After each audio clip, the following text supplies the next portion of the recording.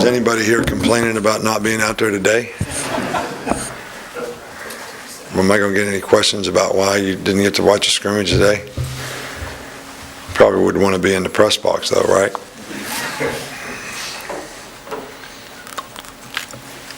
All right, well, the scrimmage really started out with really good intensity, and things were really going well. We knew we were going to have some problems with the weather today, but I felt it was important for our team to be able to come here and scrimmage in the stadium, and I thought it was important for the game administration part of it, of using the press box, having people call plays from the press box, using our press box organization and all those types of things that if we'd have practiced indoors, we'd have never been able to do it. It really wasn't that bad out there. We probably had about a 40-minute break, but I really thought we had some tempo, especially early on offense. I thought we ran the ball really effectively. I thought both quarterbacks did a good job. I think it would be unfair to either player to really evaluate any kind of passing statistics based on today. All right, first of all, you'd almost have to include the drops, all right, because there were a few drops because of the conditions. And I just don't think it would be fair based on those conditions to try to make some kind of statistical assessment. So, that's not the most important thing, to us. I think we have a lot of things that we did very well out there today. I thought all three of our backs, played really well. Receivers made plays. Defensively, we have a long way to go. I think we missed a lot of tackles. We have a lot of young players that are getting a lot of opportunities because of the players that we have out. We have a lot of defensive players that are out that if you added them up into two deep, that's quite a few guys. Well, the good part about that is some of the freshman players who may be able to help us are getting lots of turns, lots of reps. They also, it goes with the territory that they make a few more mistakes. But that's the best learning opportunities that they have, all right, that when they make a mistake, they sort of get an opportunity to learn more, grow more, and maybe improve as a player more quickly. I was really pleased with the kicking game part of it today.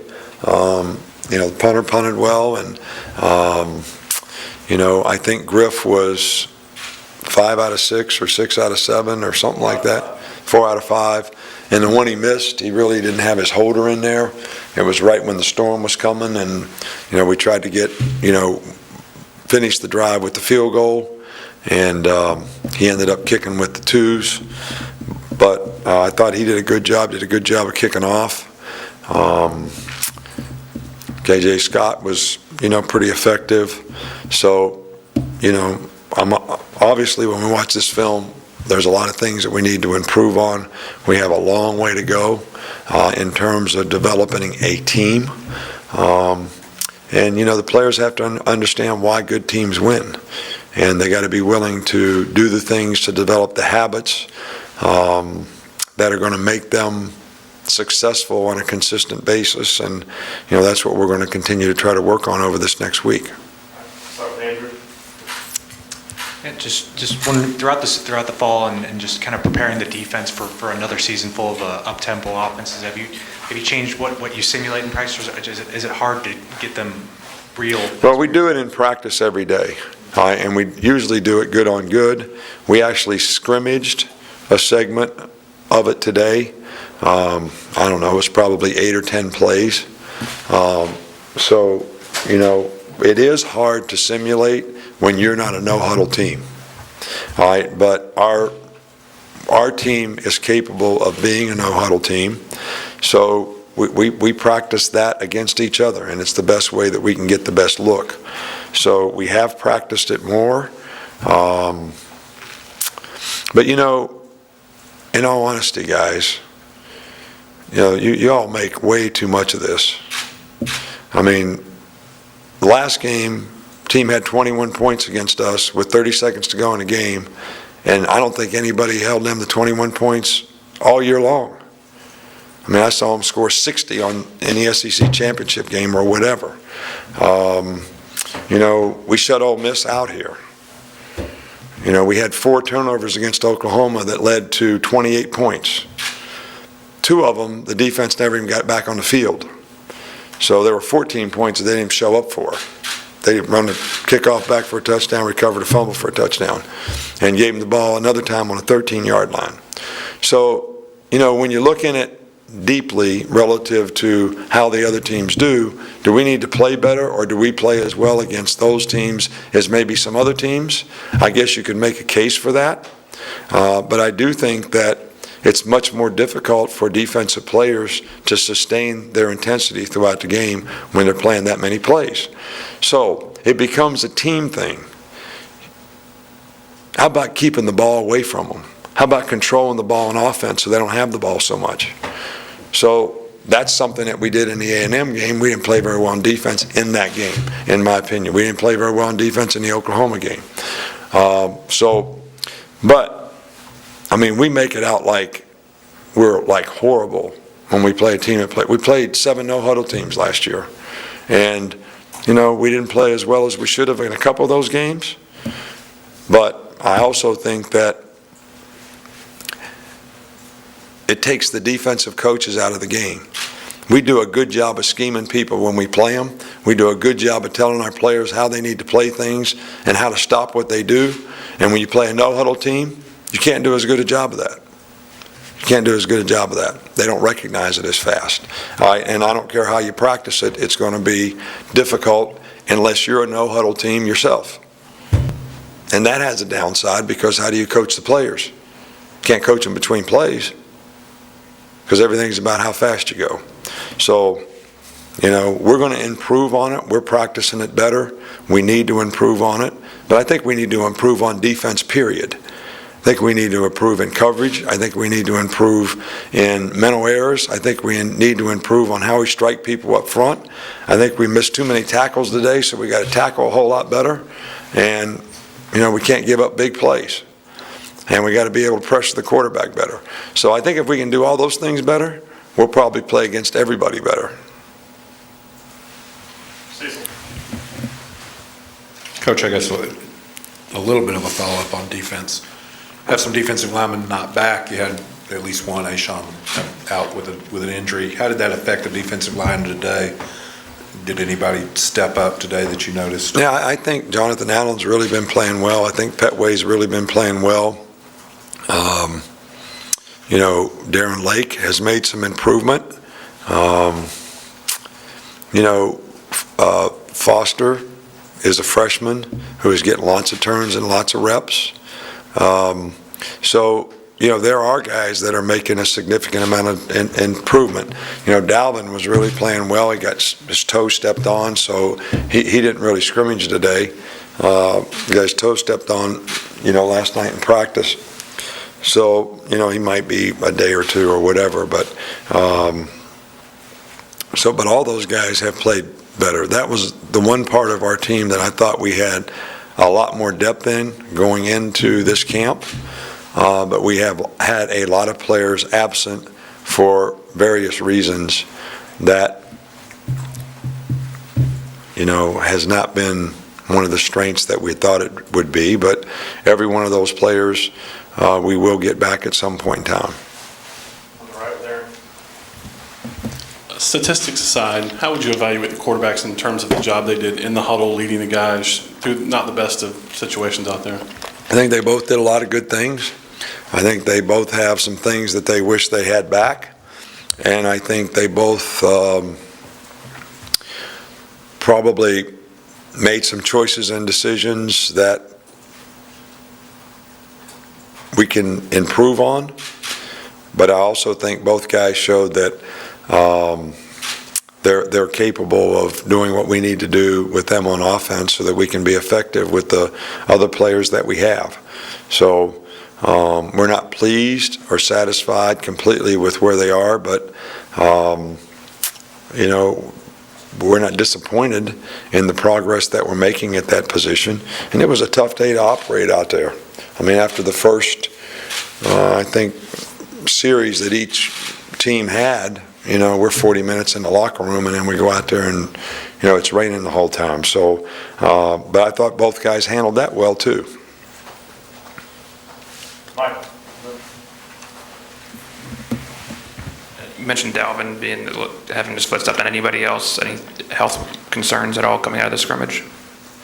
Well, we got some guys that, I think the biggest concern would be Freitag.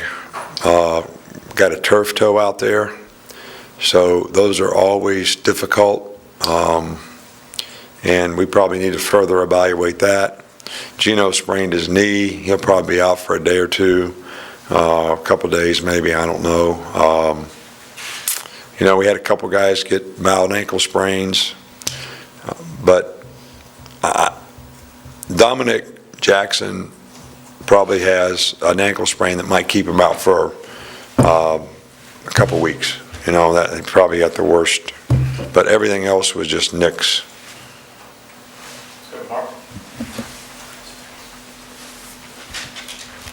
What did you see from the corners today, and is that one of the spots like you were talking about where injuries could put some freshmen in the mix? And along that line, how much was Eddie Jackson able to do today?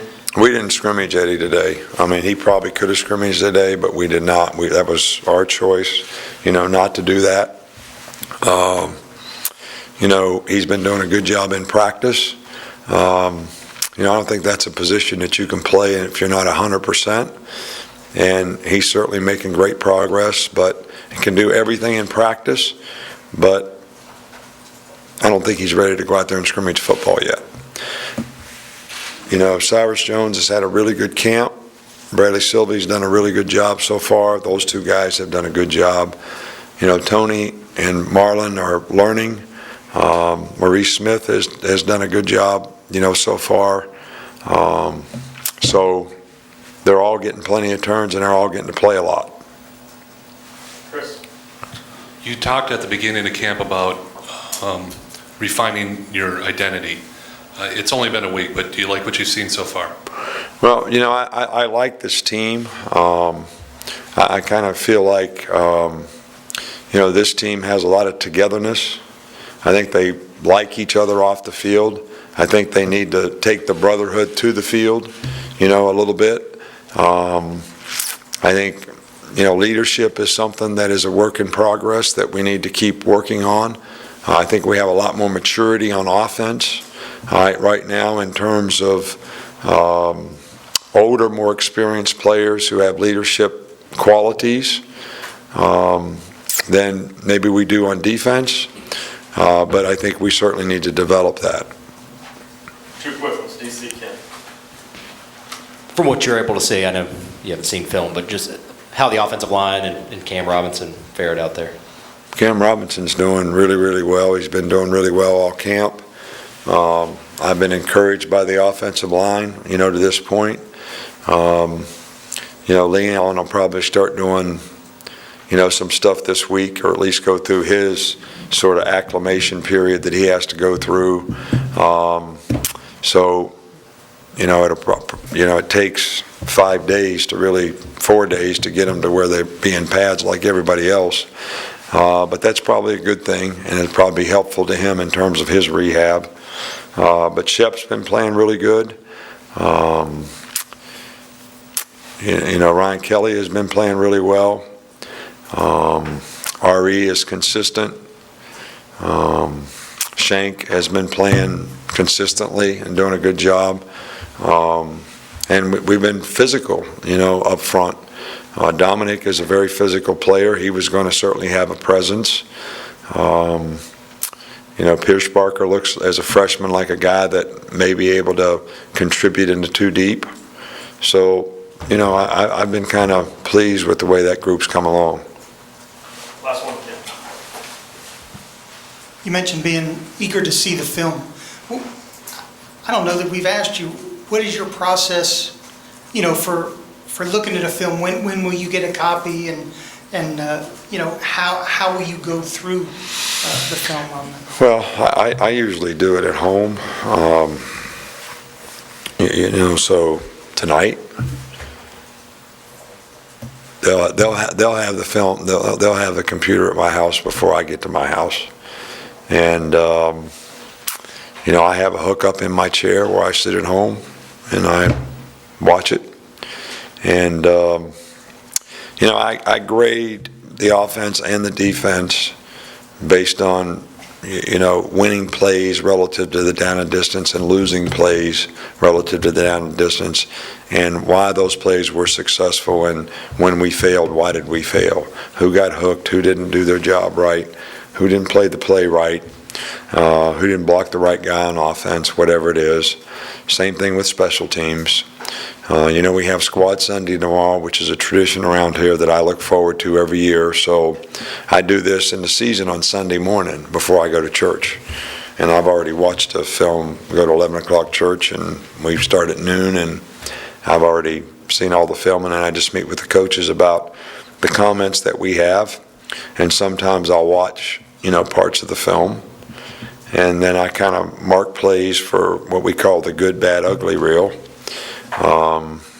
You know, we show some good plays, we show some bad plays, and we show some ugly plays, and we try to make corrections and make it a learning experience for the whole team, especially if there's some situation in the game or some situation in the scrimmage of the game that it can be a learning point for everybody. You know, maybe a guy runs out of bounds when he needed to get a first down in 2 minutes, or, you know, something like that, that guys just got to have a better awareness for. So I'll be watching some tonight while you're watching golf and going to the movies and all that.